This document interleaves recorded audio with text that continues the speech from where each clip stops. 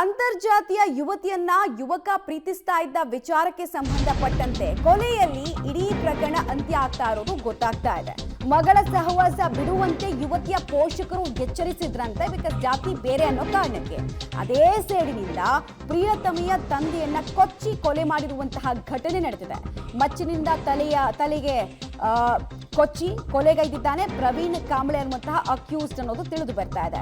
ಸಂಗನಗೌಡ ಪಾಟೀಲ್ 52 ವರ್ಷದ ವ್ಯಕ್ತಿ ಕೊಲೆಯಾದಂತಹ ಮೃತ ದುರ್ದೈವಿ. ಬಾಗಲಕೋಟೆಯ ಭಗವತಿ ಗ್ರಾಮದಲ್ಲಿ ಈ ಘಟನೆ ನಡೆದಿದೆ. ಜಾತಿ ಅನ್ನೋ ವಿಚಾರಕ್ಕೆ ಪ್ರೀತಿಗೆ ಗ್ರೀನ್ ಸಿಗ್ನಲ್ ಸಿಕ್ಕಿರಲಿಲ್ಲ. ಇದೇ ವಿಚಾರಕ್ಕೆ ಈಗ ಒಂದು ಕೊಲೆ ಅಂತೂ ಆಗಿದೆ. ಸಂಗನಗೌಡ ಪಾಟೀಲ್ ಕೊಲೆಯಾದಂತಹ ವ್ಯಕ್ತಿ ಅನ್ನೋದು ಗೊತ್ತಾಗ್ತಾ ಇದೆ. ಯುವತಿ ಹಾಗೂ ಯುವಕ ಪ್ರೀತಿಸ್ತಾ ಇರ್ತಾರೆ, ಬಟ್ ಪ್ರೀತಿಗೆ ಪೋಷಕರ ವಿರೋಧ ಯುವತಿಯ ಮನೆ ಕಡೆಯಿಂದ ವ್ಯಕ್ತ ಆಗಿರುತ್ತೆ. ಸೊ ಮಗಳ ಸಹವಾಸ ಮಾಡಬೇಡ ಅಂದ ವ್ಯಕ್ತಿನೇ ಈಗ ಕೊಂದು ಮುಗಿಸಿದ್ದಾನೆ. ಪ್ರಮುಖವಾಗಿ ಪ್ರವೀಣ್ ಕಾಂಬ್ಳೆ ಅನ್ನುವಂತಹ ವ್ಯಕ್ತಿ ಅನ್ನೋದು ತಿಳಿದು ಬರ್ತಾ ಇದೆ. ಪ್ರೀತಿಯ ವಿಚಾರ ಸುಂದರವಾಗಿ ಎಂಡ್ ಆಗಬೇಕಾಗಿತ್ತು, ಆದರೆ ಟ್ರಾಜಿಕ್ ಎಂಡ್ ತಗೊಂಡಿದೆ.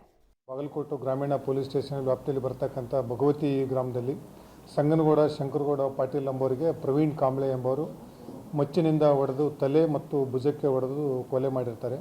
ಇದರ ಸಂಬಂಧಪಟ್ಟವಾಗಿ ಡಿಸೀಸ್ಡ್ ಮೃತರಿರ್ತಕ್ಕಂಥ ಪತ್ನಿ ಶಿವಮ್ಮ ಪಾಟೀಲ್ ಅವರು ಬಾಗಲಕೋಟೆ ರೂರಲ್ ಪೊಲೀಸ್ ಸ್ಟೇಷನ್ಗೆ ಬಂದು ಒಂದು ಫಿರ್ಯಾದಿಯನ್ನು ಕೊಡ್ತಾರೆ. ಅದರ ಪ್ರಕಾರ ನಾವು ಆರೋಪಿತನ ವಿರುದ್ಧ ಕೊಲೆ ಪ್ರಕರಣನ ದಾಖಲು ಮಾಡಿದ್ದೀವಿ. ಪಶು ಹಾಸ್ಪಿಟಲ್ ಏನಿದೆ ಅದರ ಮೇಲೆ ಕಟ್ಟೆ ಮೇಲೆ ಕೂತಿರ್ತಾರೆ.